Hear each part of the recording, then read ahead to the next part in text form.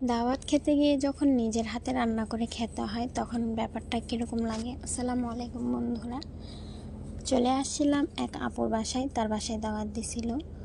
তো সে আসার পরে বলতেছে, আপু তোমার হাতের খিচুড়ি অনেক ভালো হয়, অনেক মজা লাগে, তো তুমি খিচুড়িটা রান্না করে দাও। সেজন্য আমিও চলে গেলাম খিচুড়ি রান্না করার জন্য। তো এখানে আমি সব মশলা দিয়ে দিছি, তারপরে মুরগি দিয়ে দিলাম। মুরগি দেওয়ার পরে ভালো করে কষিয়ে নিব কিছুক্ষণ সময়। কষানোর পরে যখন এটা ঝোলটা শুকায় আসবে হালকা, তখন চাউলটা দিয়ে দিব, তারপরে সবজি দিয়ে দিব। সবজি দেওয়ার পরে আমি নাড়াচাড়া করে নিছি।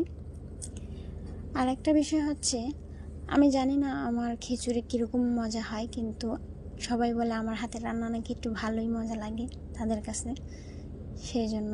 কিন্তু সত্যি বলতে গিয়ে আমি নিজেও জানি না আমার হাতের খাবার আসলে কীরকম।